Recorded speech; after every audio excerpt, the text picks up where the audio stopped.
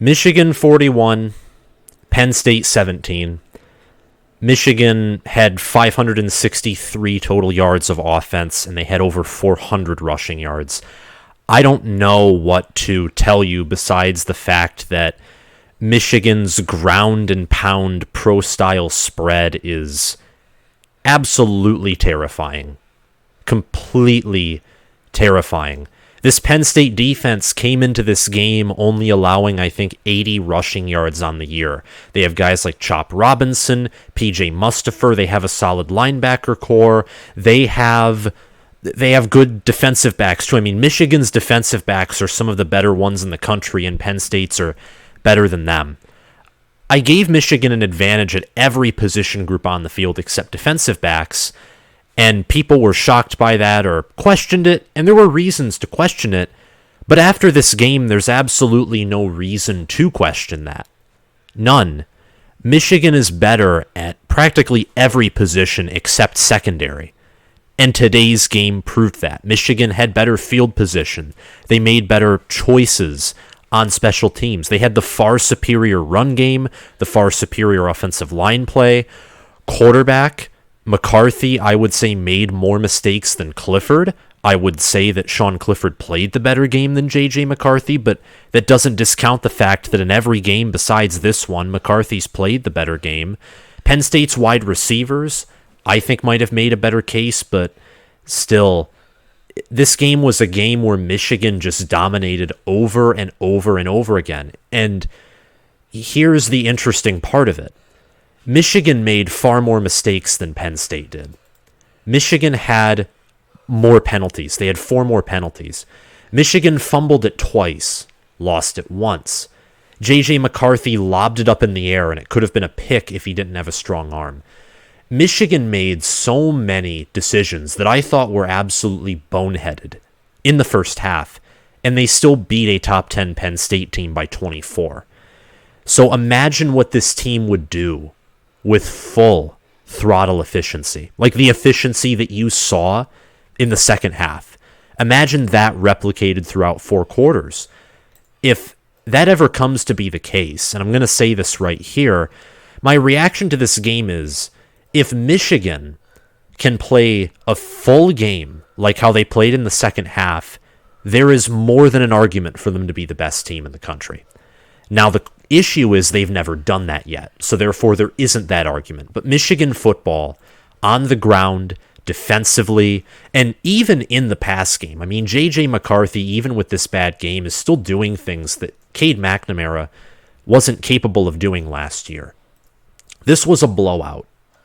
A top 10 blowout. And it looks possibly like Tennessee-Alabama could be the same thing, though I doubt that. But right now it's Tennessee 21, Alabama 7, not even the end of the first quarter.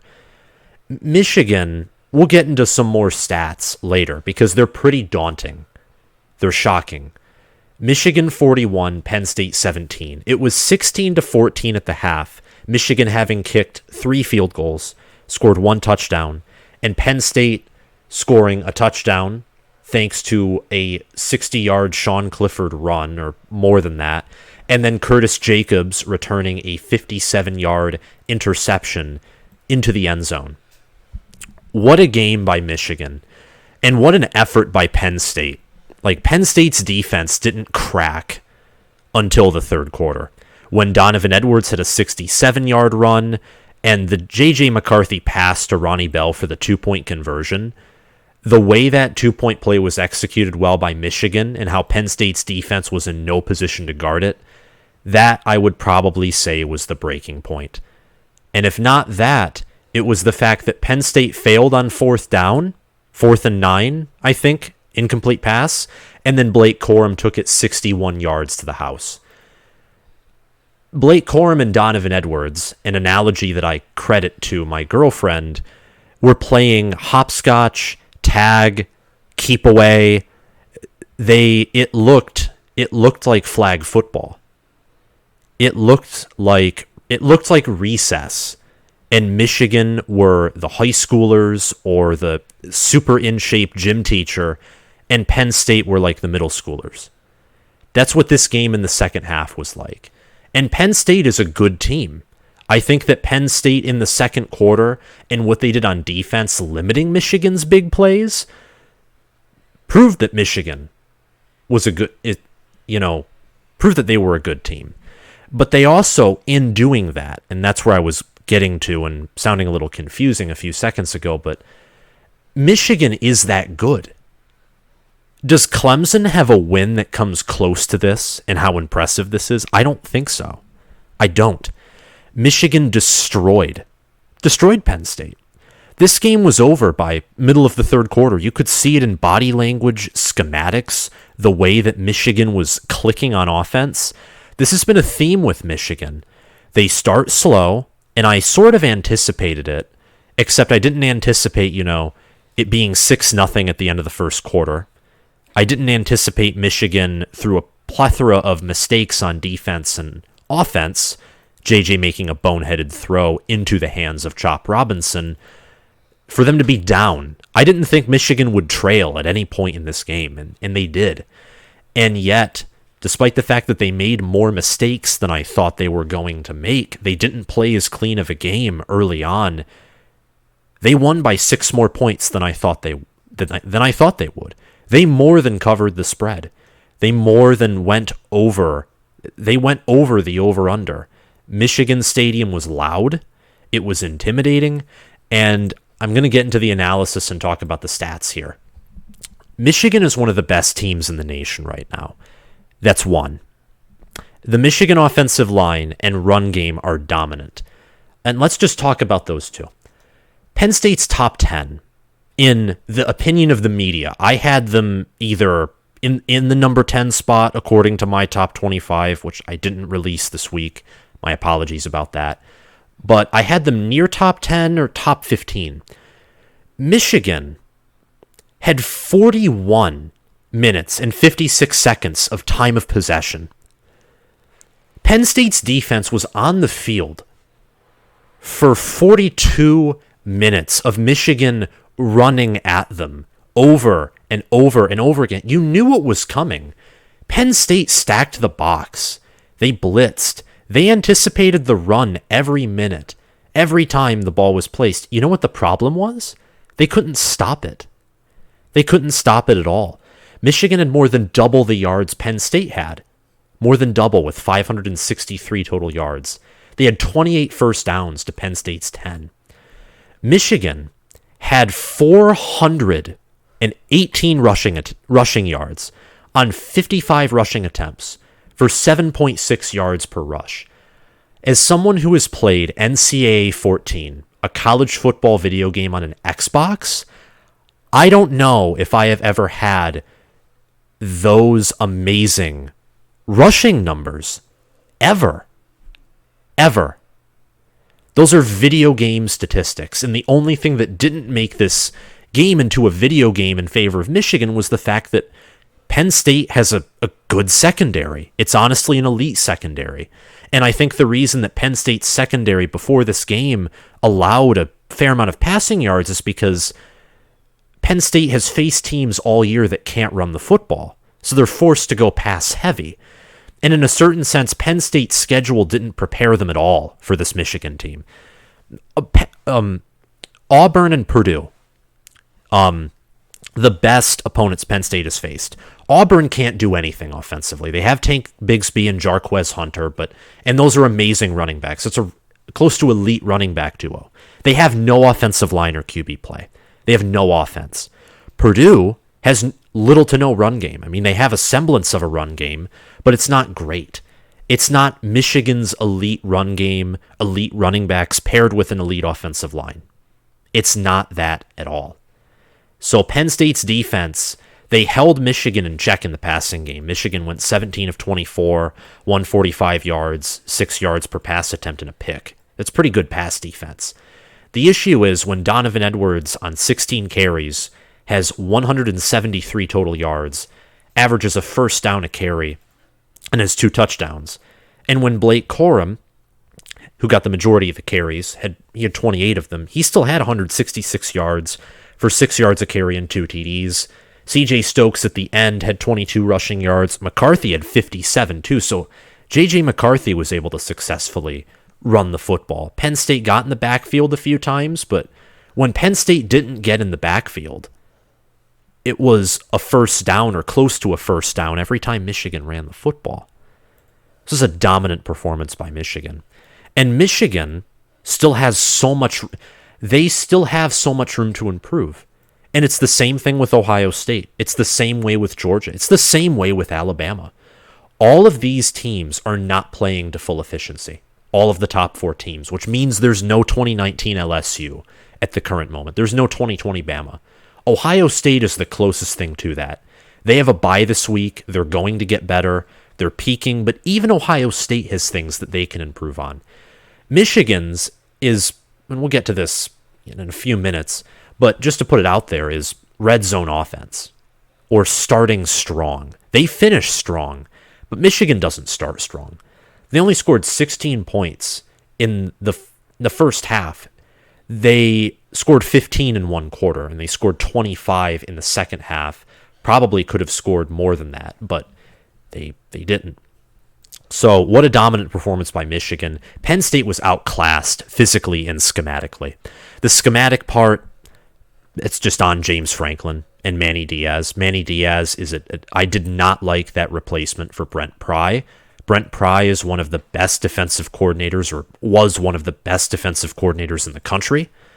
And Manny Diaz, just look at what he did last year with Miami, like against Bama. Like he faces any offense with competence, with competent play calling and competent skill. And it's hard to have even both of those. So competent play calling and competent skill equate to a good offense. He faces a good offense, and his defenses are not amazing. They're not good. They're not the Brent Pry standard. And Penn State's defense and offense was worked. The defense was on the field for 42 minutes, and to a certain degree, you can't even blame the Penn State defense for, allowing 41 points. When you're on the field for 42 minutes against a team that likes to run the football and is good at it, that mentally breaks you. That physically breaks you. Penn State's pass game, too, was not good. 7 of 19, 120 yards, 6.3 yards per pass for Clifford. He was taken out of the game. Drew Aller was put in, and he went 5 of 10 for 37 yards.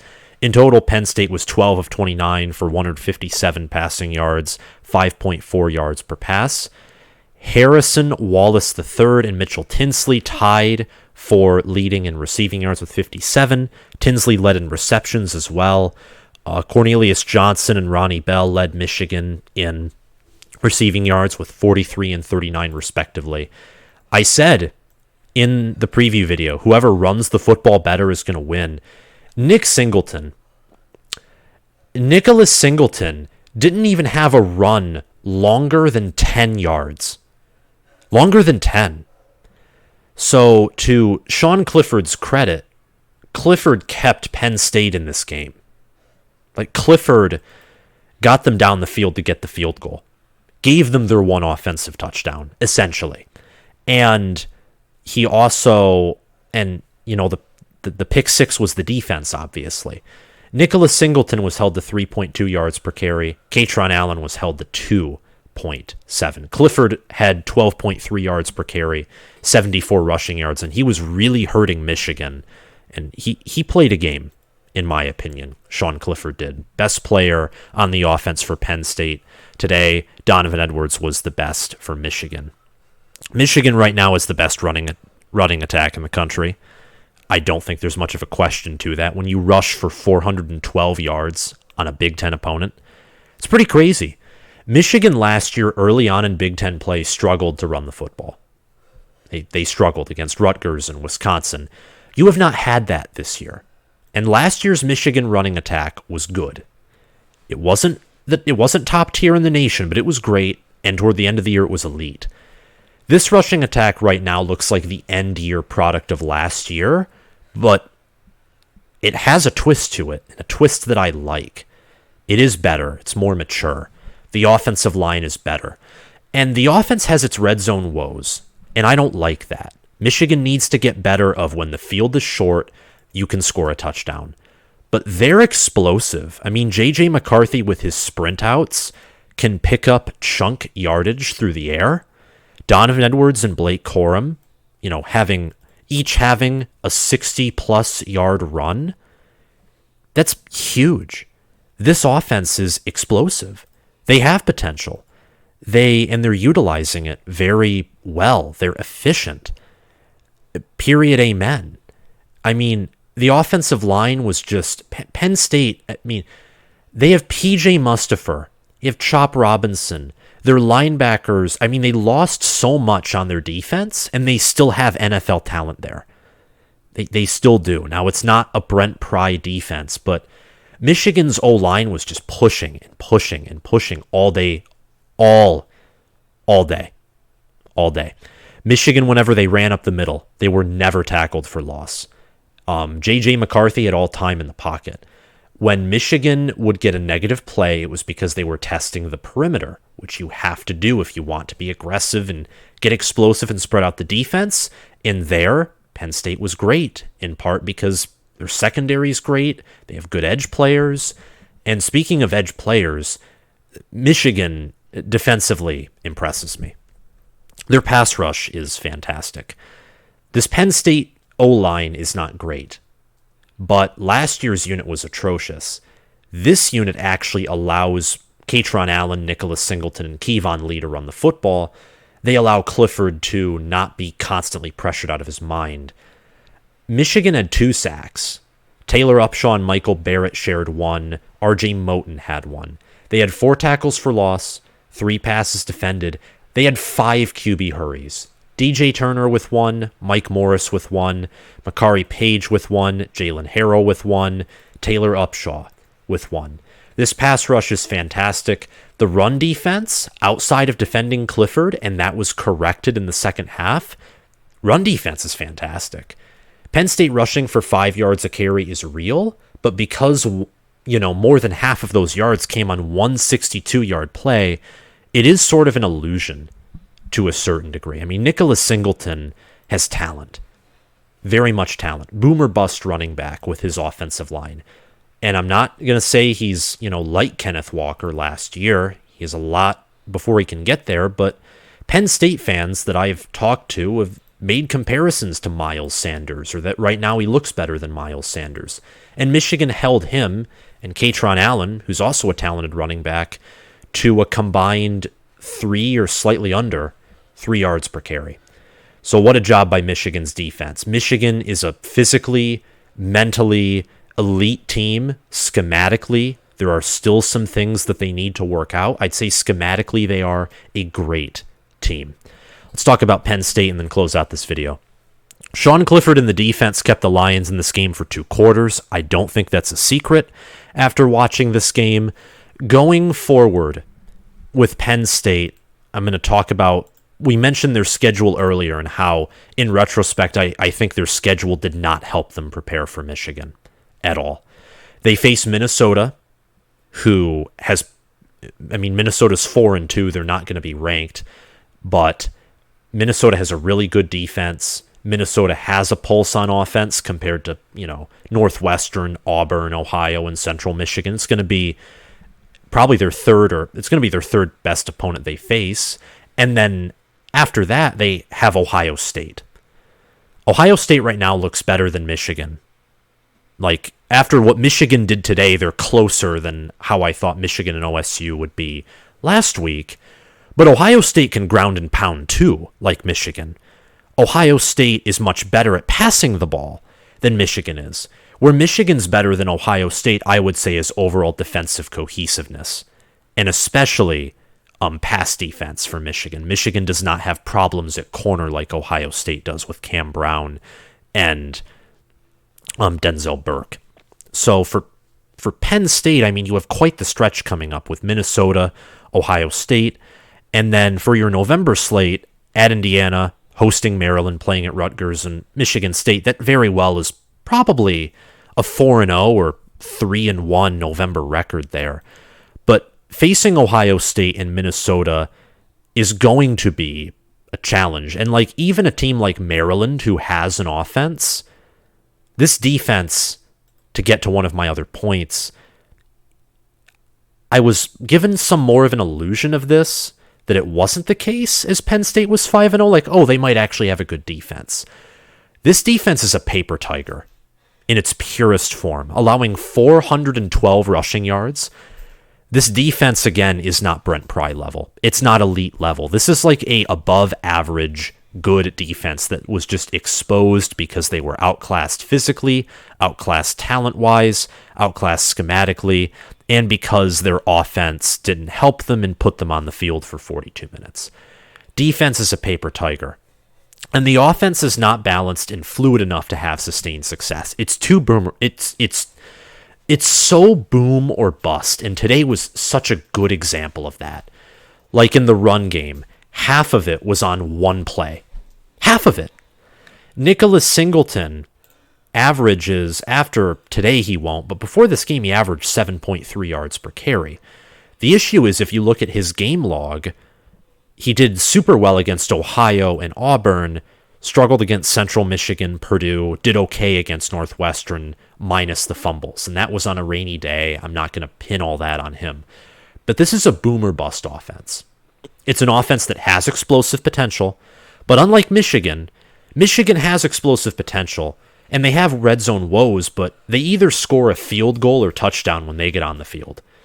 Penn State either gets completely shut down or they get in opponent territory, and then from there, you have to calculate the chances of whether by getting in opponent territory they're going to go for it and not convert the fourth down, or they're going to score. This offense isn't balanced. It's not very fluid or efficient. The defense, passing-wise, pass defense is great. It really is great. The run defense, I would say, after this game, I have no clue. They didn't allow more than 100 yards in a total of 5 games, only 80 yards over 5 games, but it's a testament to how good Michigan's rushing offense is, really. And it's also a testament to how Penn State's rushing defense is at minimum somewhat of a paper tiger. I think just period a paper tiger in the rush defense category. But both of these teams, Michigan 7-0, Penn State 5-1, they're good teams. After this game, I almost want to confidently say that both of these teams might be better than last year's counterparts. Penn State certainly is. Certainly better than last year's counterpart. And yeah, they played closer to Michigan last year, but that's the effect that Beaver Stadium and the Big House have on these different teams. Michigan this year, I don't know if they're better than last year's unit yet, but this was a top 10 win. It was a dominating top 10 win. I think Harbaugh, outside of the OSU game last year, this was his most dominating top 10 win. And this offense is, in my opinion, better than last year's offense. The pass rush doesn't have Aiden Hutchinson or David Ojabo, but the defense looks like it's almost reloaded in some aspects. So I think Michigan's one of the best teams in the country right now. And after today, they very much impressed me. They did better than I thought they would do in my prediction. Much better. Scored 6 more points. They played a sloppier game and yet outdid what I thought they would do. So a lot of potential, lots of upside for this Michigan team that hasn't been tapped in yet. They're scary.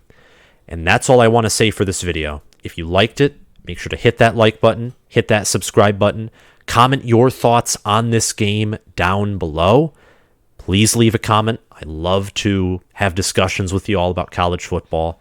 And if you're listening via Spotify, make sure to follow the channel. Thank you for watching, and I'll see you guys around, probably in a few hours. Bye.